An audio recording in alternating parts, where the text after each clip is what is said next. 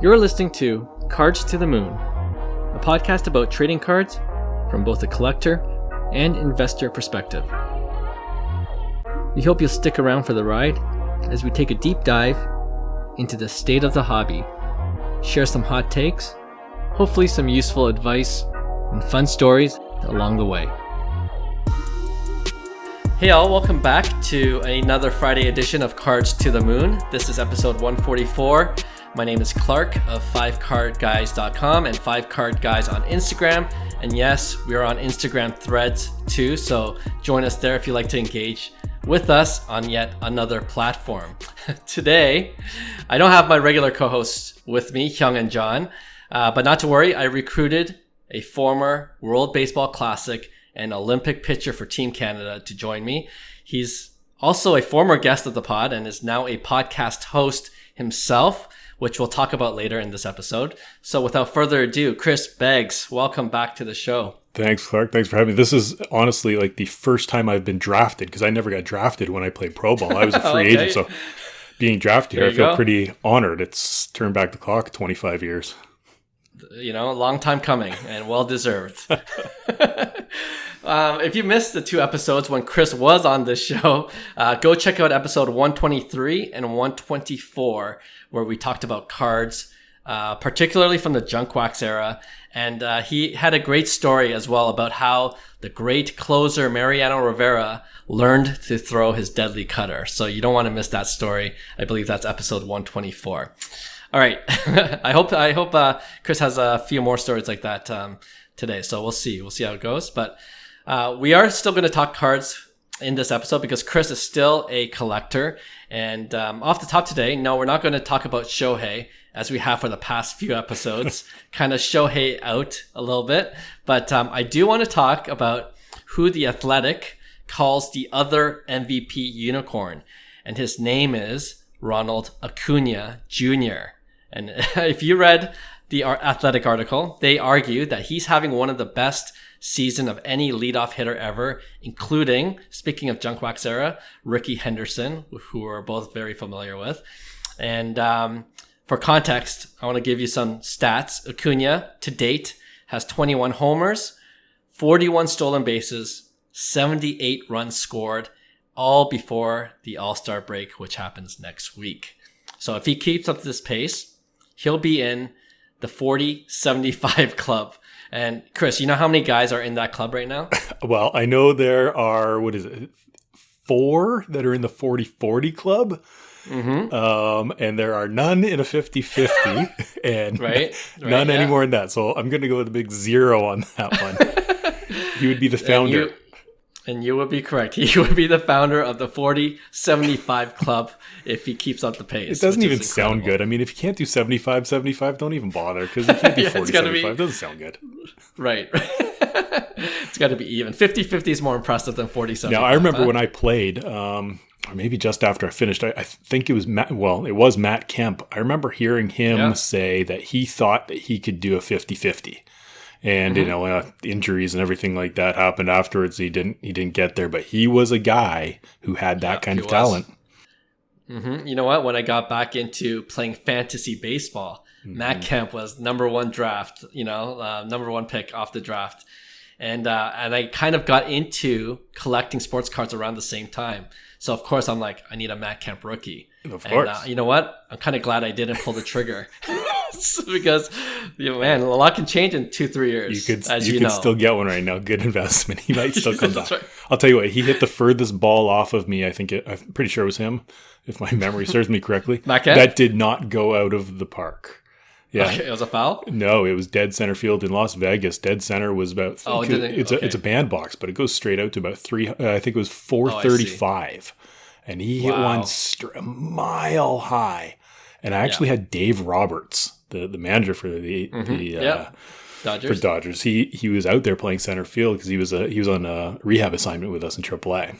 And it looked like the way he was camped underneath, I say camped in quotes, it looked like somebody dropped a baseball out of a helicopter or something, the way he was kind of dancing around waiting for this thing to come down. But I think he hit about 433 feet and it didn't go out.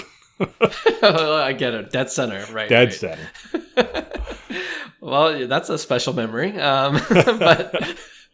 But back to Ronald Acuna Jr. Did you expect him to have this kind of season? And do you have any of his rookie cards? I expected everything except for the stolen bases because of that injury, right? I feel like not that he didn't have it in him or the talent to do it, but he would just be a little bit more reserved on that knee, give it a little bit more time to heal fully, but apparently that's not a concern. But power-wise, aggressive hitting, I mean, he's done it so long. All things considered, he's still young, but he's done it his whole career so far, right? So I had no reason to think that he wouldn't hit. I just didn't think he would run as much as he has. It's funny. I played with his dad in Venezuela. And, oh, really? Yeah. Okay. And against him in AA. And, they look alike, like physically, their face. And the mannerisms are all the same. His dad was a very, very good player. He could run, he could throw, he could hit, he had some power. Yeah. Junior just does it maybe a little bit better, but all the mannerisms are still there. It's funny. I wish my memory was better because that would have been, 20 years ago, 18 years ago or so, that I would bet that Ronald Jr. was probably in the clubhouse with us dancing around as a little, 3-year-old or whatever he was at the time, 5-year-old. And I wish my memory was better. I would have gotten him sign a ball back then. As a young just scratch something on here. I'll sell it on eBay for a mint. That'd definitely be worth something. I'm sure of it. Absolutely, yeah. It'd be hard to get it authenticated, though, I think. Right. You have to call his dad and remember that time I got your kid to sign it? That might be it. Yeah. No, he's a freak, that's though. That's cool. Yeah. Well, you know what? Well, do you have any of his rookie cards? I'm guessing. Rookie cards. I do not have any of his rookies. I think I've got his second year one. I think it's the Heritage one. I've got an image variation on the second year. So, cards that are, not quite like the rookie, but I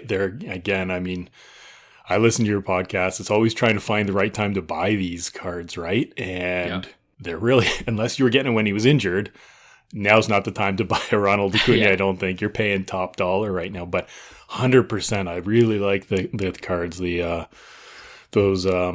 2018s and everything. They're nice cards. They're just great images and everything. So, and there's lots of variations, right? So I think you can hit something in your price point, wherever that may be. I think I would like to grab one at some point. Cool. And if you missed the episode where Chris was on, we joked that he's a low-end raw card collector. So very low end junk wax, all raw. I think I've got one graded card. I think it's a Mookie Betts. I think I got actually it's around here somewhere. Yeah, his first. So just the paper though. Let's not get crazy here. We're gonna still stay low end. Yeah, true to form. But for the higher end collectors, just to give you an idea of how much the prices have gone up, the Ronald Acuna 2017 Bowman Chrome Prospect Autograph card, which is the card to collect if you're a rookie card collector, the BGS 9.5 with the 10 auto, you could have bought it for $1,300 in April. All right.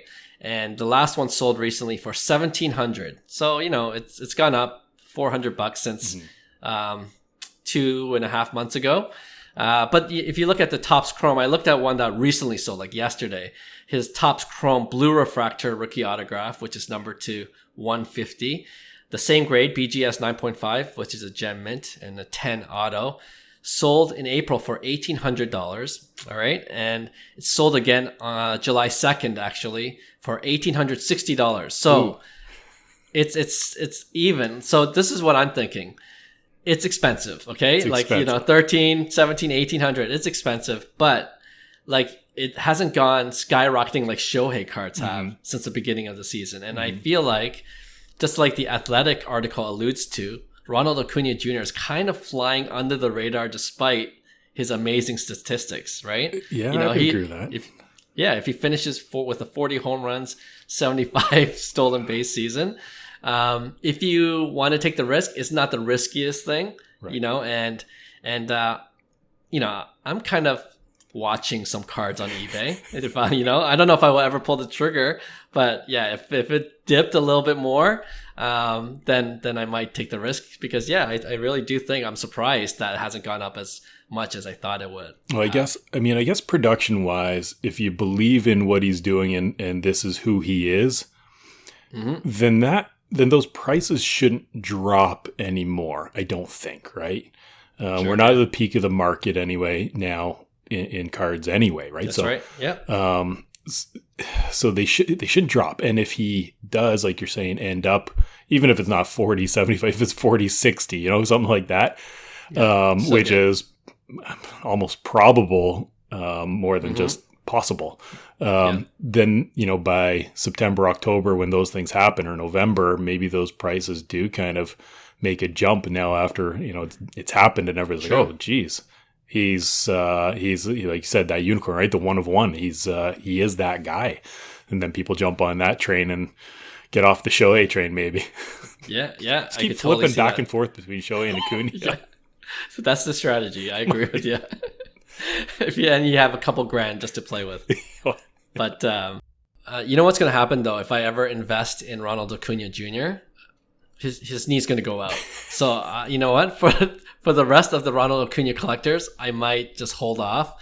And the reason why I didn't get Acuna Jr. cards like earlier this season, because Hyun kept on scaring me about his knee. Because, he had a knee issue, right? Yeah. He's like, I don't trust it, man. I was never the same after that injury. So I'm like, you know what? I'm not going to buy Acuna. And then look what he does. Yeah, Cho's never in the 40-75 club, though, either, to start with, I don't think so. He was he was his own unicorn. He was in the 10-10 club, baby. Hey, that's way better than I can do, so. All right. Well, before we go into our discussion for this episode, like we regularly do on Friday episodes, I want to talk about the Oppotaco Podcast, which you are now hosting along with our friend Jason Willow, who actually couldn't join us today. He was planning to, but he had a baseball tournament, which he's part of right now as we speak in Washington State, right? Yeah, he's away. He couldn't make it. Okay, so we'll have him on next time. Willow is also a collector, so it'll be interesting to see what cards he's into. But anyway, Chris, I want you to tell us about the Oppotaco Podcast. What can listeners expect when they subscribe?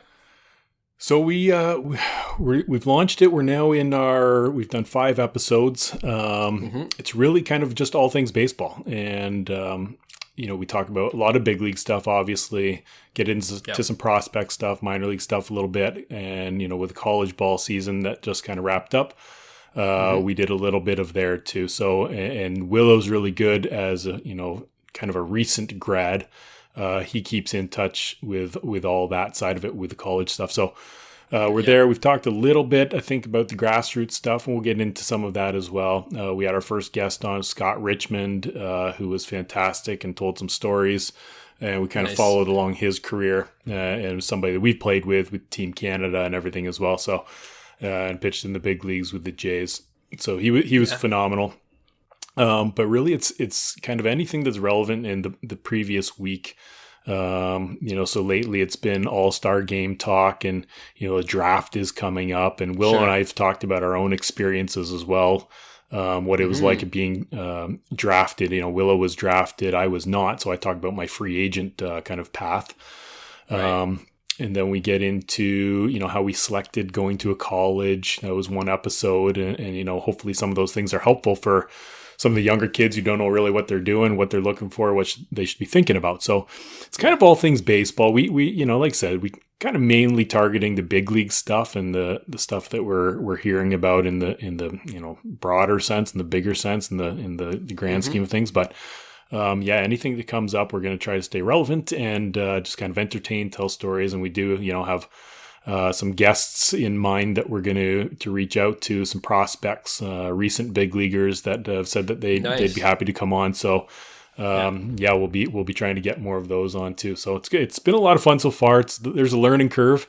I listen to you guys. You guys are a well-oiled machine here. So we're kind of taking a little bit of advice from you, Clark, which is appreciated, and kind of implement some of those things onto our side and go from there. And hopefully we can develop a little bit of a following and get some feedback from listeners, what they want to hear about, what they like, what they don't like. And really, like anything we're doing, we want to be learning and improving. So any comments and suggestions from any listeners that want to check us out, that is greatly appreciated. And we'd love to hear from you.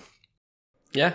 You know what? You guys are quick learners. So I have no doubt that you'll get to that level where you're just super comfortable, and then, you're just going to be pushing out one episode after another. And you already mentioned this, but you guys are well connected in the pro baseball community, both in Canada and the US. And, that's what I like about this podcast, because you guys have this real insider info about what it takes to play both in the minor league systems, internationally, and in the bigs. And, a question I had is, what have you, kind of give our listeners here a taste. What have you personally learned about your own baseball journey, and what kind of advice do you generally give to kids coming up in the system? I've learned that I've forgotten about most of my career, which is good. I wish I wrote more stuff down. Okay. But it's funny, I talk to a lot of younger kids, especially now when I say younger kids, teenagers and everything, right? Going up, into the draft or college and things like that, because that's who I coach, a lot of times on the junior national team. And everybody's got their own path, right? And it's, like mine was different from Willow's or our other co-host when he's on, Renee Tassoni. Tassoni played in the big leagues, and he was drafted and signed, and Willow was drafted and didn't sign. And I was never drafted and end up signing as a free agent with the Giants. So, everybody's got their own path. And for me, it's, if you want to play, there's a place for you. Now, it may not be pro ball, okay, but it's college ball. There are, hundreds and hundreds of colleges, whether it's D1 or D3 or NAIA, JUCO. There's opportunities out there. And then, like I said, when we had Scott Richmond on, we talked a lot about his international experience. When he was done playing on this side of the ocean, he went over and played in Italy and New Zealand and signed with Korea, which is a great story. Go back and listen to it. It's kind of funny. But, all these places, he had these opportunities that just kind of happened, right? And, as baseball players, it's funny. I always think we're conditioned one way and one way only, and that's to play in the big leagues.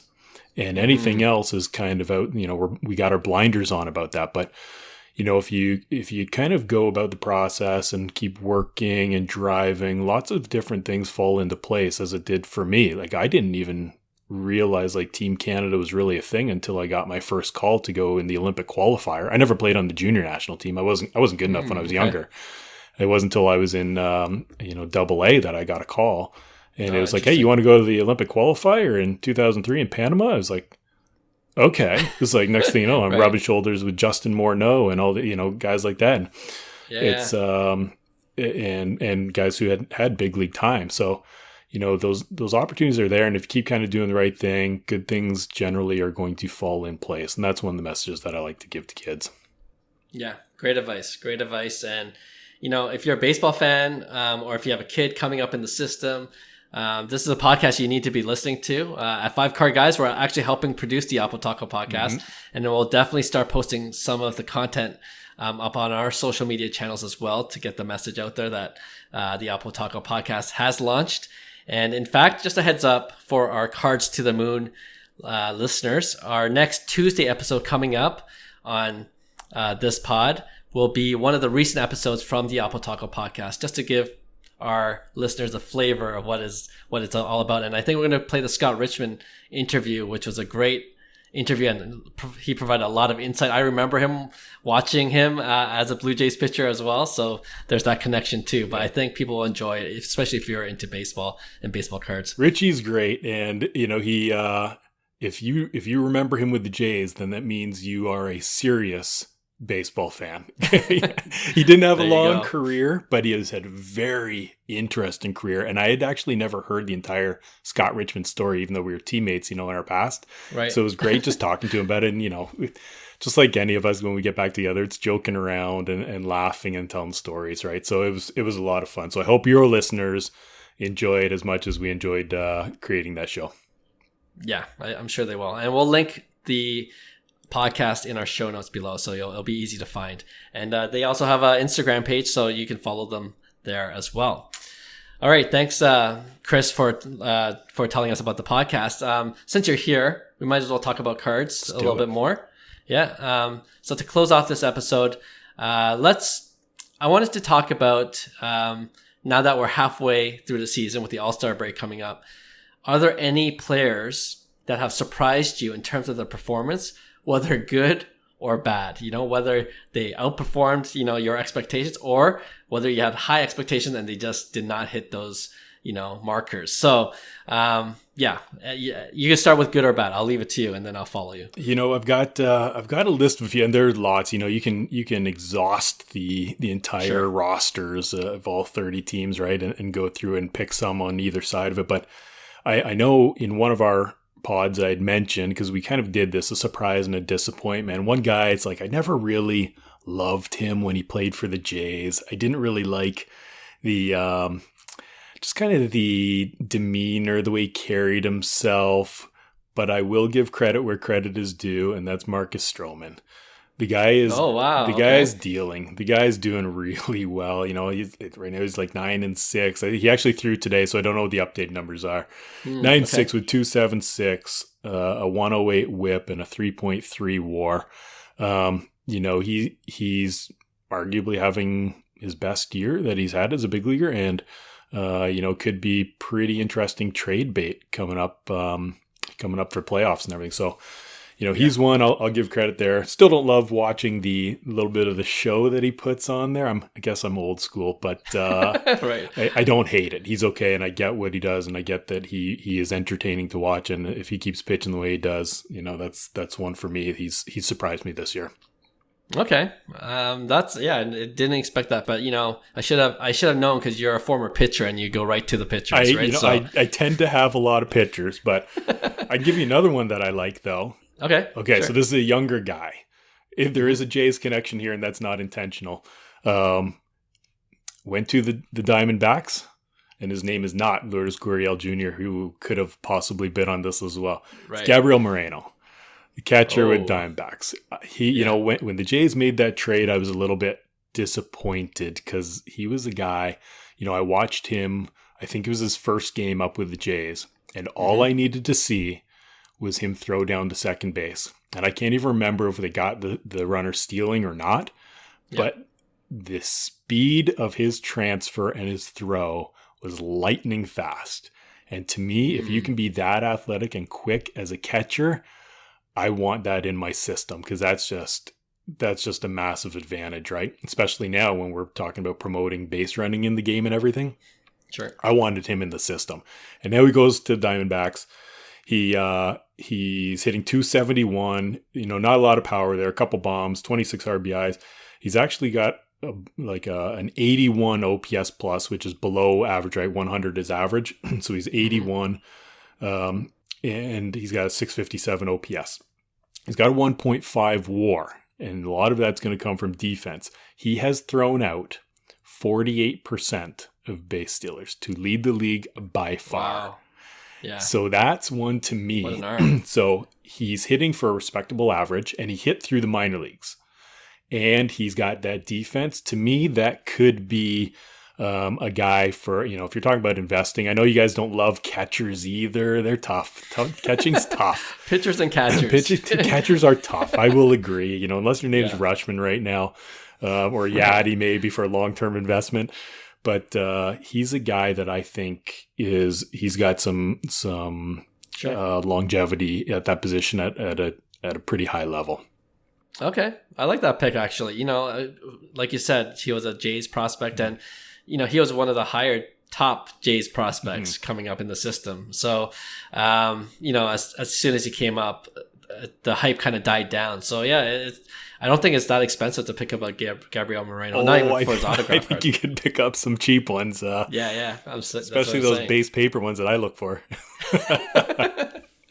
But then your first pick, Stroman, you could pick him up really dirt cheap too. So I don't know. That might be for your PC. But you're not. It's not for the flip or anything like that. I got more. You tell me how many you want there, Clark. Let me go. I'll throw you a couple now, because you threw two. And I like this connection because you talked about Moreno. of the Diamondbacks, and the Diamondbacks have been killing it. Like, that's a surprise in itself, right? 100%. No one expected them to do this well, and I think one of the reasons why is just Rookie of the Year candidate Corbin Carroll. I think has 18 home runs and 20 something stolen bases. 24. Okay, and like, he's a smaller guy, right? But definitely had the pedigree coming up as a top prospect too. But I did not expect this right out of the gates, and like I said, the Diamondbacks, you're like, okay, he'll have plenty of time to develop. Now they're in the thick of the race. If they continue this way, they're going to be in the postseason, no problem.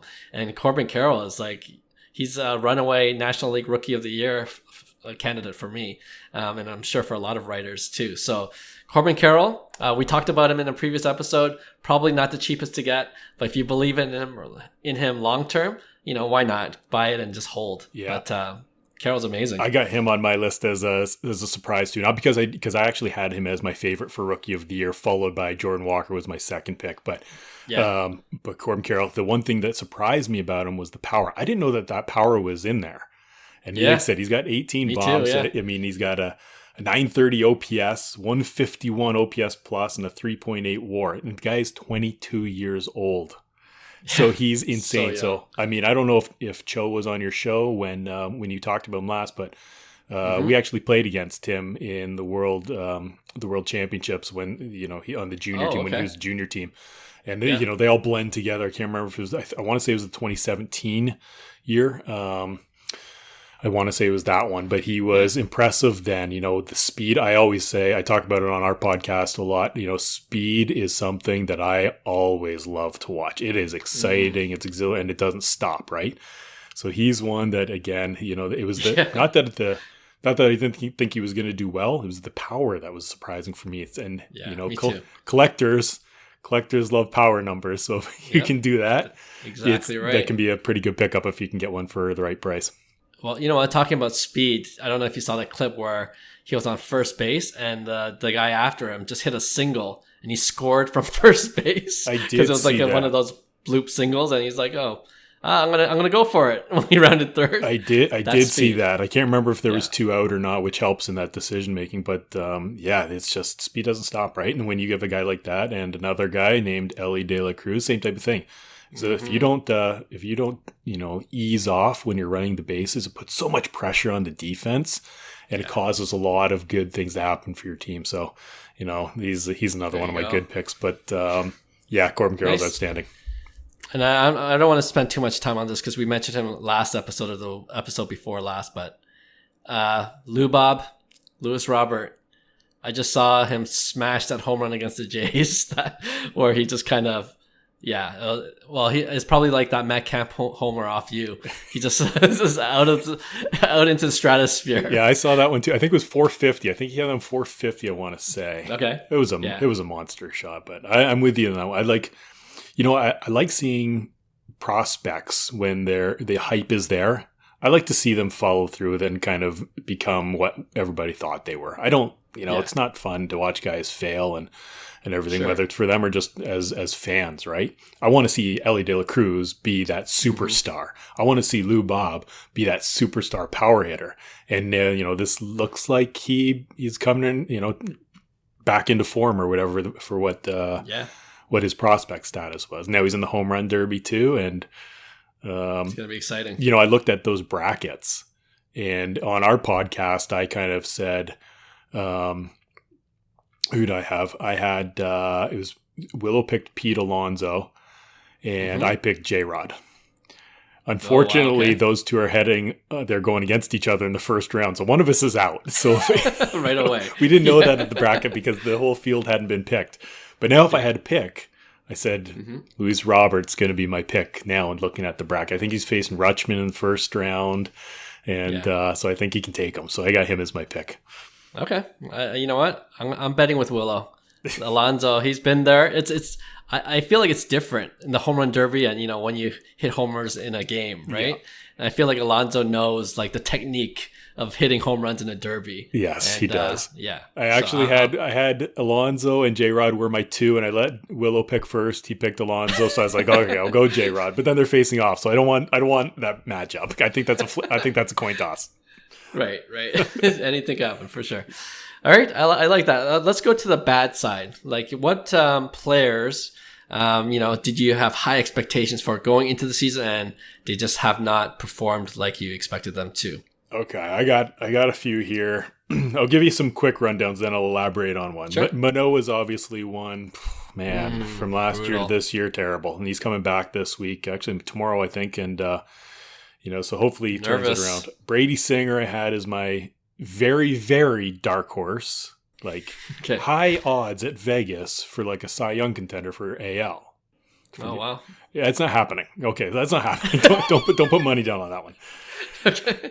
Tim Anderson, brutal this year, absolutely terrible. And I've been a Tim Anderson fan. I really like him. He's terrible. Yeah.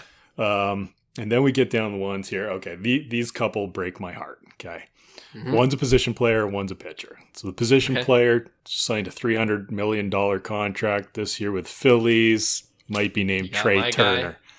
You got my guy. Oh, Trea Turner. He's number one on my list. I love watching him, man. He's, again, speed. He started showing, like, in the WBC, it was so exciting to watch. And the power numbers as well. The smoothest slider in the big leagues. Yeah. Like, at a premium position, shortstop. And it's just like, man, he's not doing well at all. 248, 9 home runs, 30 RBIs. Still has 18 stolen bases, but the OPS is below average. He's got a 1 WAR. That's not what you want from a $300 million 10-year, 12-year, whatever it is, invest. I think it's 11 actually, investment. So he's one for me.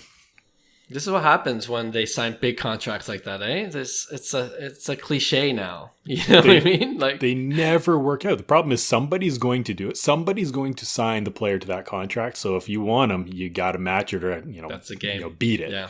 So he's one for me. Well, let me ask you then, because Trea Turner was number one for me as well, and his rookie cards I'm sure have gone down. Would you buy at this point?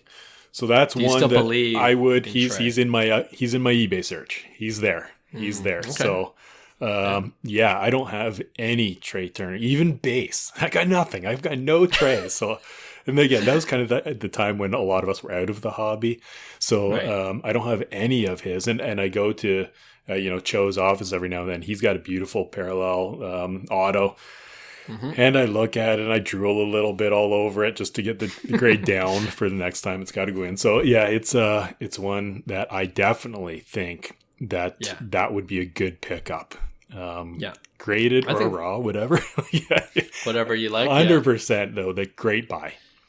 Yeah, no, I think there's definitely opportunity with Trea. I think when the season began this year, I mentioned Trea Turner as someone I almost like buy annually and then flip at the end of the year.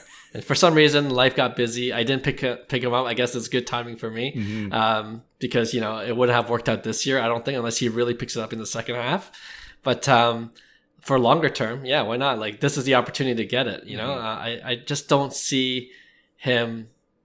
Something's off, but I could see him like adjust accordingly and then come back to those kind of power speed combination numbers that we expect him to. 100%. So, yeah. And even the Phillies as a whole, they're not doing great, but Bryce isn't his regular self coming off that injury.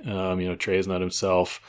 I'm not one of my bad. I'm not in on the Schwarber train. I have trouble backing a guy who's hitting $188. It's just something fundamentally wrong about hitting under 200, batting leadoff, and just having supposed to be one of the superstars in the game. There's just something wrong with that to me. But JT Realmuto, I like him. So there's a lot. It's a good team. And the pitchers. So we got pitchers, Nola and Zach Wheeler. It's 100%. But I'm saying like this is a new era of baseball. You could bat 200 now and you'll be in the bigs as long as you contribute in other areas. Right? I hate that about the game right now. It's the one thing I actually really detest. But him and Joey Gallo's another one. So yeah, those are guys. All right, I got a couple. This guy's on the Jays. All right, he's not having a horrible season, but I just expected a lot more. All right, his name is Vladimir Guerrero Jr. Okay, like he was at one point in his career, young career, second in MVP voting behind Shohei when he hit those 47 bombs. And I'm like, I think last year was a down year. And then think this year, like maybe it definitely was my Blue Jays bias that came in. I'm like, yeah, this Vladdy's going to really kill it this year. And then we had this one guest, Scotty B Cards, a while ago. And he said something like he felt the home run numbers were inflated when they couldn't play in Toronto during the COVID year. Okay. And they played in Buffalo where the Bisons play. Yeah, in Buffalo. And I'm like, no, the power's legit. And then sure enough, he's hitting more doubles, especially in Rogers Stadium or Rogers Center, sorry. And doing much more damage in away games. So unfortunately, he only plays half the season away. Yeah. It took him, at least a third of the season to hit his first home run at home, to get right? Going. Yeah. So, high average, still making contact, but I just wanted more power from him. It looks like it'll be like, he'll hit a decent 25 to 30 home runs. That's not bad. But, with Vladdy, you just expect more, right? 30 plus homers at least. Well, at least they're getting it from my guy then, Bo Bichette. That's my horse. Yeah. He's been my horse since, 2020 or so. And he's the guy. Speaking of good buys, I think you probably still get him, a little undervalued right now, but I don't think it's going to be too long because I don't think he's sleeping. I think this is who he is. I think this is his career. So I think he's figured out who he is as a hitter as well and what he does. And now his defense has become a lot better too. So it's both sides of the ball, but Bichette's my guy. Okay. I like that pick too for one of the good picks. Do you get another bat? I got another bat. I'll give you my pitcher. Talk about going from the top of the top, the pinnacle, the apex here, down to the dumps. We'll put it there. Maybe it's not quite there, but it's pretty close. Marlins, quote-unquote, ace, Sandy Alcantara. Sandy. Yeah. Man, you got your Cy Young winner dominating, 100-mile-an-hour sinkers, hard to hit. And he's got a 3.7 record with a 4.93 ERA, a 0.5 WAR, and a 1.25 WHIP. And it's funny, some of the numbers aren't too far behind, but the hits are up a little bit. And it's just, it's just not all coming together. Nothing's as easy as it was last year. And again, I was all in on him. Just watching him, it's just, I think, like perennial Cy Young. He was my favorite this year. I didn't want to pick him because that's almost like the obvious one. So, but it was like, that's for me, the front runner. And, again, just like Brady Singer, it's not happening. So, but if you like buying pitchers on cards, Alcantara might be a good pickup. He's not injured. He's just not doing well. So, and I don't think a guy that has that kind of talent, that type of arsenal, can throw this poorly for much longer. He's got to turn around. Again, he's still young, right? So I think he'd be a good purchase right now if you want to go that way. I hate to tell you, Chris, but we say it on the pod a lot. This is why we don't buy pitchers, all right? This is unpredictable. Did you know R.A. Dickey won a Cy Young 1 year? Gosh, don't get me on that one. Yeah. Oh boy. A knuckleballer? Yeah, I can't go there. You just unless your name is Justin Verlander or Clayton Kershaw, I'm not buying a pitcher. Sorry, I can't do it. Like I've been burned so many times. I actually bought a Walker Buehler. That didn't work out very well. Like, love him. I'm sure. Is he back now or no? I don't think so. I don't know when his timetable is, but that's one of my disappointments that I have. Isn't necessarily guys that are doing poorly. It's guys that you don't get a chance to watch play as a fan because they're hurt. True. That's, I've got my guys here, Jacob deGrom, right? Hurt. I want a full season of Jacob deGrom. That would be so exciting. Right now, Mike Trout. I want a season of Trout. Don't tell me about Trout. Oh man, that is, listeners will know I have a 2009 Bowman Chrome. Like if he could just put 1 year together. This is my grail. I'm like, he just needs to put 1 year together, and he was doing so well. I know. And he just got to the All-Star break and broken helmet. Oh man. And like Judge is another one, right? I just want to see, like, before the season started, I threw it on Twitter. I was like, I'm going to go out there and say it. Judge is going to break his American League record. He's going to hit more than 62 this year. Well, that doesn't look too promising now either. You did it. You cursed him. Yeah. And then one of my other Cy Young favorites, Tristan McKenzie. I loved watching him. So good, so talented. Like, again, a great arsenal.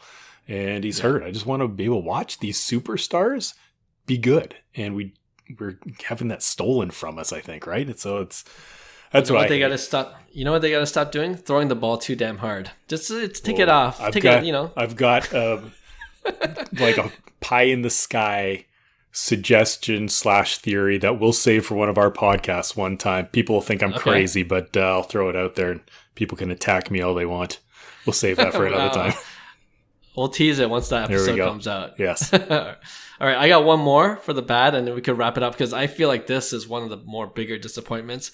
He's a perennial 30 home runs, 100 RBI guy. Definitely not on track to hit that. Got traded to the Houston Astros. You know, always a good team, always a contending team. Yet this guy is not doing very well. First base, or is he designated hitter now? I don't even know. I think he's first base, but I could be wrong. His name is, of course, Jose Abreu. Mm-hmm. I bought his rookie card. I flipped it a couple times. Always made money back to me because he's so consistent. But I guess this goes to show you, and maybe Chris, you can talk on it too. Like, you just never know when the age thing happens, right? He's 36 now. Right. And I don't know if it's an age factor or if he's hurt somewhere or what's going on, but 7 home runs at the All-Star break, that's not Jose Abreu. Well, here you go. You just said the pitchers, you don't invest them because they're unpredictable. Meanwhile, you buy the predictable Jose Abreu, and he's failing on right. You. But it's funny because he was one of my... one guy that I was about to talk to talk about on our podcast as being a disappointment, and then he hit a couple home runs that week. So I was like, okay, I'll hold off on him, and I picked somebody else, right? But yeah, I'm with you on Jose Abreu. Same thing, right? He's should be doing better. Yeah. 45 RBIs, 243 average. So it is what it is for this season. But yeah, he's 36. What can you say? But yeah, we'll see. I mean, some of these bad choices like Trea Turner and even Vladdy to a certain extent. I have his rookie auto card as well, and it's kind of coming down steadily. Like those guys, there might be opportunities to buy if you still believe them in long term. So just because they're having a bad first half doesn't mean you should be off of them completely. I think I've got another one for an opportunity for you. Just I'll throw it out there quickly for pickups. Some guy named Julio Rodriguez. Maybe you've heard of him. Yes. I mean, I looked on eBay. I know it's a base one or whatever, but if you're just getting in the baseline of cards and everything, you just want one. I mean, his update is it was like 50 cents or something like that. And I'm like, that's what drives me crazy about the hobby too. Is you buy a box cards for $150 and the best card in the set of base is 50 cents. You're not making your money back. But anyway, but J-Rod, he's one who's disappointing. He's an all-star. He's going the home run derby. But he's in 251, 13 home runs. He got a 720 OPS. It's just the numbers for what we thought he would be consistently, like right out of the gate. And I get it. He's still young and you go through a few growing pains and everything. But as far as buying opportunities, he's one that I would say and especially because the eyes are off of him. Because right now they're on the Corbin Carrolls and the Acunas and the Shoheis, and Julio's not. He's not and Julio's not the front runner anymore. So to me, good pickup opportunity. Amazing pickup opportunity. I agree with you 100%. I think in our last 1v1 or pick one, it was between Julio, J-Rod, and Ellie De La Cruz. One's going up, one's going down. And I'm going with the guy that's trending downward, which I still believe in long term. And I feel like it was inevitable, right? Like he had this hot rookie season. It'll be very difficult for him to match or even top that. And, right away in the second season. And like you said, he's a very young guy and he's having a decent year still. Compare him to an average player. He's still a good, legit player. He hit that peak early, right? Now everybody expects that every single year. And if anything less, even though it's still really good, I mean, it's like, well, what's wrong with Julio? What's wrong with him this year? He's only got 30 bombs, instead of 40, or it's like, right. So the expectations are really high, right? But I think he's going to get back to that superstar for a long time in his career. So good opportunity. Maybe you have experience with this as well. Like it's always a game of adjustments between the batters and pitchers, right? Like once you get the book on Julio, pitchers can pitch him differently. Then it's up to the batter to adjust his strategy or his, his approach to the plate. It's kind of this cat and mouse. So yeah, not surprised. And it's actually really typical, right? When you first start in that matchup between a batter and a pitcher, the pitcher has the advantage, right? Because the batter has no clue what's coming. And then, a guy like Julio starts to have success and everything. And then the book gets out on where his weaknesses are, where his holes in the swings are, what his trends are. So it starts to go back to the pitcher gets the advantage. But then as time goes on, the more at-bats the hitter gets to see against a pitcher, the tide shifts again and the advantage goes back to the hitter, because as a pitcher, you only have so much. I only have so many different pitches in my arsenal. I can only throw so hard or soft or, move the ball around so much, right? It's not all of a sudden I can throw something that you haven't seen before. Eventually you've seen everything that I have. And good hitters are able to fall back on those at-bats and those trends and what they've thrown and in certain counts and everything. And they start to pick up on and they start to get that advantage back. So, yeah, Julio in 5 years, when he's seen all these pitchers numerous times, I think it's, he can't hit. He's not going to hit 250 his whole career. Right. He's not going to be 13 home runs at the All-Star break his whole career. He's going to be up, could be, could be Acuna numbers. Yeah, there you go. You heard it here first. And appreciate that insight. When you said about pitchers, like having batters knowing your arsenal by the fourth or fifth time they bat against you, you have to do what Mariano did, right? Just invent a pitch and then something that they've never seen before, and you're fine. There it is. Just kind of do some praying and it'll come to you. I think it's that easy. Just wanted to say that. All right. Well, I like this discussion, and hopefully that helps some of our hardcore baseball card collectors have something to think about. All right. We'll finish off with this segment. We don't have a jingle for it, but you know what? I thought it would be funny or fun, at least if I threw out a few high-end slabbed cards that sold recently, and I wanted Chris to try to guess what they sold for, because he's really an expert of low-end raw cards, exact opposite. So I just wanted, and we use the term expert really loosely. Okay. It's what I enjoy. How about that? That's what my collection is. All good. All right. So I'm going to screen share and I'll describe it for our podcast listeners, what they're seeing exactly. All right. Here's the first card. It's the Michael Jordan 1986 Flair. Very iconic. Even if you're not a basketball collector, you know this card. It's PSA 9. All right. Mint condition. Sold, I believe, just this past week. How much do you think it went for, Chris? PSA 9 Jordan. Okay. Are you giving me pop counts? No, don't give me pop counts. I'm just going to stab in the dark. I'm going to go. I don't know if that would help. I don't think it would count. I know I wouldn't. I would just want to make it sound like I know what I'm talking about here. Okay, so I'm gonna go $8,000. All right. Okay, 8,000. The correct answer is you got to double it. 17,130. Man, God, just a few more. 17,000. I got to go into my bigger drawer to get that money. All right, I got a couple more for you. This time it's baseball. That was, I just want to give our listeners that weren't really into baseball one card that they can Jordan's appreciate. A baseball guy. He was a baseball player. That's true, yeah. You should have thrown that card up there. I got winning wrong. Do you really? Oh, yeah, the SP1? Absolutely. There you go. Okay. All right. Let me put the next card up. It is the 2018 Topps Chrome Update Pink Refractor of Shohei Ohtani. All right, so let me put that up for you. There you go. Black label too. Sorry, I should mention it's black label. So if you don't know what that is, it's the Beckett standard of perfection. Corner, centering, edges, and surface all a 10, and it deserves this nice, beautiful black label. Gosh, that's actually a really nice card. And of course, what makes it better is that he's pitching and not hitting.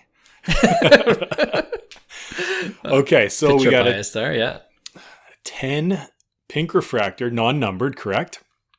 Non-numbered for pink, yeah. Okay, so I'm going to go.